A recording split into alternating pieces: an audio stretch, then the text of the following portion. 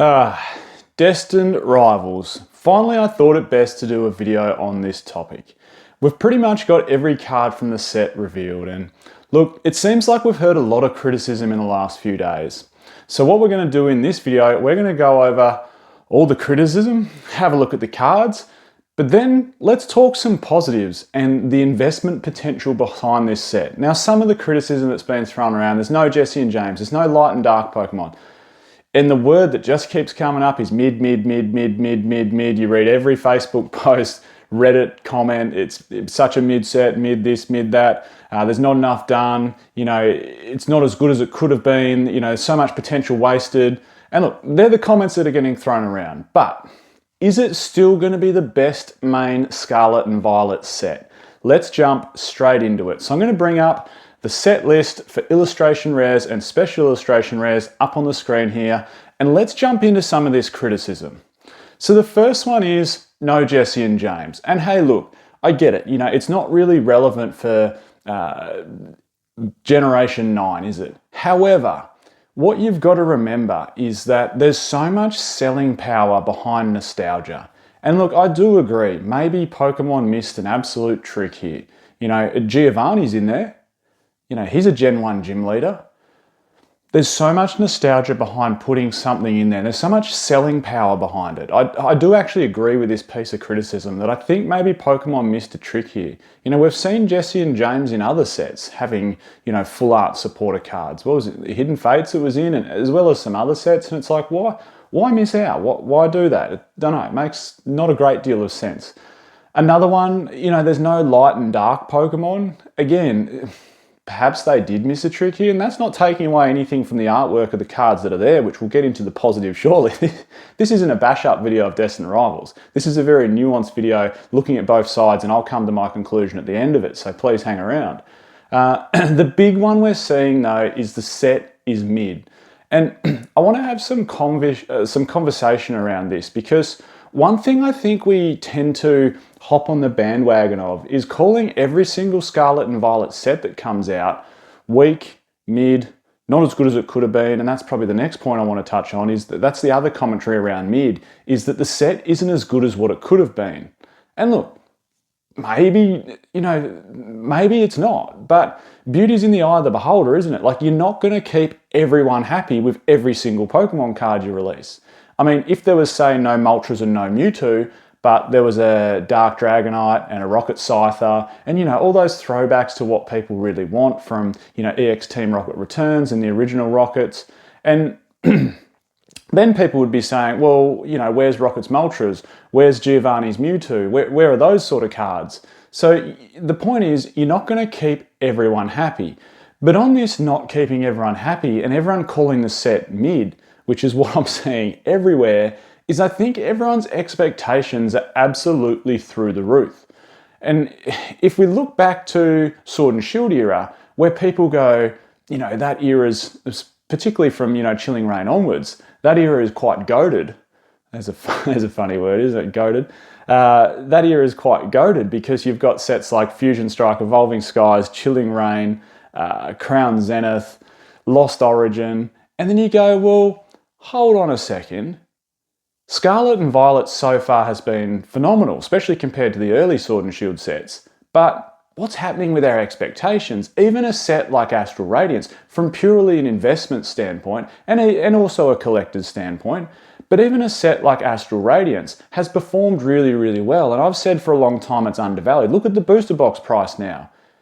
It's double what it was when you could have first bought it, like easily, in the space of a couple of years, 2.5 years. That's a phenomenal return on investment. But look at the set. Your main alt art chase, of course, is the Machamp.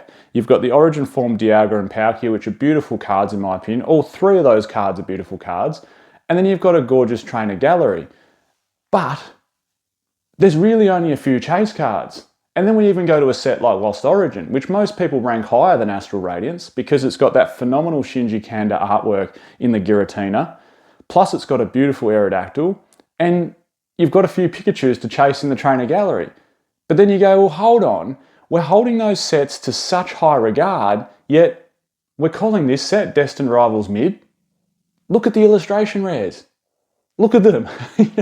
Misty Psyduck, the Blaziken, what else have we got? Misty's Lapras.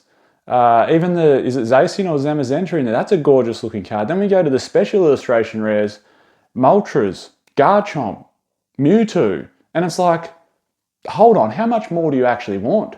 Do you want the whole set to be absolute bangers? Like, do you want card number 1 to 240 to be, just an absolute banging chase card? The Weezing is nice. The Kangaskhan I quite like. Like, there is a lot to like about the set list inside this set. And for people to call it mid, I just feel our expectations are getting so high on these sets. And, we've heard it before, and I'm to blame. And I'm not to say they can't do better. Like, I'm not to say that they've absolutely nailed this set. Like, this is 10 out of 10, S+ tier set. I'm not saying that. I'm just saying our expectations are getting incredibly high. And it has been for the whole Scarlet and Violet era. And look, I'm to blame as well. Like, I've made that commentary around a lot of sets. And a lot of sets have come out and surprised me. When Paldea Evolved first came out, I can remember saying, well, this set is good. The artwork is phenomenal. There's lots of chase cards. There's heaps of depth to it, but it's missing a few tricks. Why isn't there a Gyarados special illustration rare to complement the Magikarp illustration rare, particularly giving, some more creative license to Shinji Kanda there to really show off, Gyarados SIR. It's like, there's a trick that's been missed. That could have made that set, what is probably an A- set, into an A+ set. Other tricks, during Paradox and Temporal Forces, for argument's sake, even Twilight Masquerade, I've said, look, just feels like they're missing a few tricks here. And look, all of them, I know it's a massive bull market in Pokemon that we're living in at the moment, but all of them have proven otherwise. Pricing for sealed product just continues to rise. The singles inside them continues to rise, albeit some of them artificially pumped up, but that's of course topics for other videos.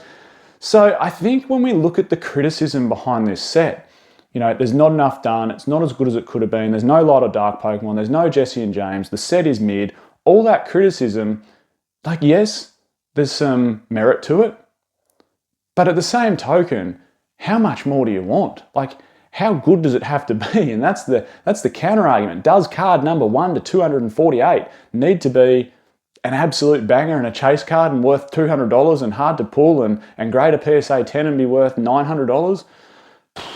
Like, how much more do we want? Now, before we jump onto the positive side of it, I just wanted to give a shout out to today's video sponsor, which is of course the Collector app. There'll be a link in the description to download it. You can check me out down in the content creators section. I've loaded all my sealed product in there. And speaking of loading all your sealed product in there, as a collector, you can put all your singles inside there. As an investor, you can put all your singles, graded slabs, and sealed product inside there. It's going to show you total value of your collection, the Collector app. It's also going to give you real-time pricing analysis across all the products you've got in there. And furthermore, you can see your percentage gains, how much you've made over time. It's a phenomenal app. It's super easy to use. I've been using it for a while, so I urge everyone to jump onto it. And there is also some awesome giveaways for pro users. The Scream Pikachu PSA 10 this month. Just need to be a pro user and you go into the draw for that. Right, on to the positives.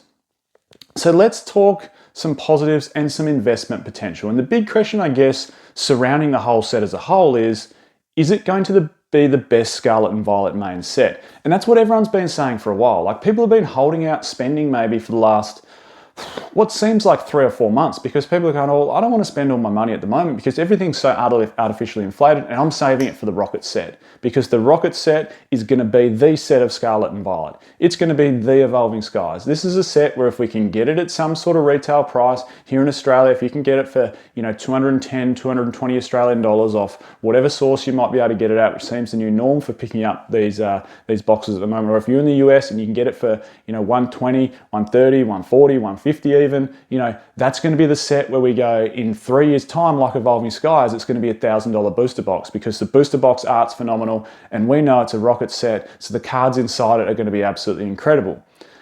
That's been the commentary around this, and that is the question. Now that we've actually seen the set list and some people are going, well, it's a bit mid or it's not as good as what it could have been, I don't 100% agree with those statements, and you might have noticed that when I was saying some commentary around it before. I actually quite like the artwork inside here. And again, I think our expectations are getting so high. look at the illustration rares. Like, I really, really like that Misty's Psyduck. Like, that'll be a banger. Misty's Lapras is a phenomenal looking card. And then even when we jump into the special illustration rares, the Garchomp, I actually quite like the Mewtwo. Could it be better? Yes. Is it better than like Pokemon Go's alternate art Mewtwo? Yes, I think it's a heap better card than that. Could we have had him maybe in a test tube environment like that banger chase card from, was it Shining Legends that had the test tube Mewtwo? Like, there's maybe some better artworks we could have done from Mewtwo, but I actually really like it. The Moltres inside there is phenomenal, and even if we drop back again to illustration rares, the Zacian Zamazenta, whichever one it is, I'm confused there. The Chicken, Blaziken, Ethan's Typhlosion. There's so many nice, even the Weezing, the Kangaskhan. There's so many nice Pokemon cards here, and there's enough of a throwback to, the original sets for me. If we'd missed a lot of those Pokemon, we had a lot more Gen 9 Pokemon in there, I'd be like, nah, they've completely missed the mark. But in this case, I think it'll do well. Like, I think the hype around this, no doubt, even if it is mid or, even if it is an A- set or a B+ set in the grand scheme of things, this will still get pumped to the absolute moon. Like, it'll be very, very hard to get booster boxes. Bots will no doubt buy them, pre-order them, on-sell them on sites like eBay and other places for exorbitant plot prices. We don't know the print runs, of course, for this set. That's the other thing you need to keep in mind. I'm not saying hold out on buying it now because, it'll be printed to absolute oblivion and it'll be cheap in the future.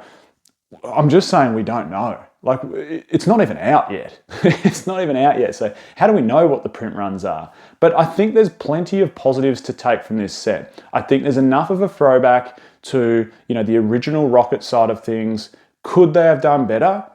Yes, everything can always be improved, but there's enough of a throwback there to what we wanted. There's enough beautiful artworks in the illustration rares and special illustration rares, and love it or hate it, the artwork is a bit of a statement piece throughout Scarlet and Violet. Whether you think it's as good as alternate arts from Sword and Shield and Sun and Moon era, I personally think it's so much nicer than XY era hits artwork with the big megas on the card. But again, beauty is in the eye of the beholder there. I think the artwork's good. I think the illustration rare's good. I think the special illustration rares are good. I think the booster box artwork is phenomenal. I think it's going to be an incredible long-term investment. Is it going to be the best Scarlet and Violet investment though? Well, what have we got? 2 more main sets to go. We're going to have probably another holiday set, 2 more main sets, and then what? Another holiday set probably to finish the whole era, and then we're on to Gen 10. That's come around so quickly. It feels like only yesterday I was doing videos on Scarlet and Violet base set, but there we go. Advice. If you can get it at retail, of course get it. It's a Rocket set. The booster box looks good. The chase cards will be good. No doubt, we don't know pull rates yet, we don't know grading plays, but no doubt, the PSA 10 Mewtwo, the PSA 10 Moltres, the PSA 10 Garchomp, even things like the PSA 10 Misty's Psyduck, Misty's Lapras, they're all going to command pretty damn strong money. And because you've got a fair bit of depth there, total set value is going to be quite strong from this set. And we all know the correlation between total set value and future booster box price.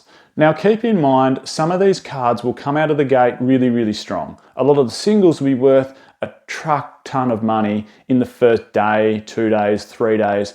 But like we've seen with Journey Together, they'll come down to earth pretty quickly. So my advice, don't go and buy the singles on the first day. Wait until they find their price point, then pick up the ones you want. If pull rates are difficult, opening packs with the expensive packs at the moment, it's going to be hard to pull your chase card. And I say that piece of advice all the time. Buy the chase card that you want, have fun opening some packs. And in my mind, of course, what I'm going to do is keep booster boxes sealed. I'm Michael, this is PokeOz. Let me know your thoughts on Destined Rivals.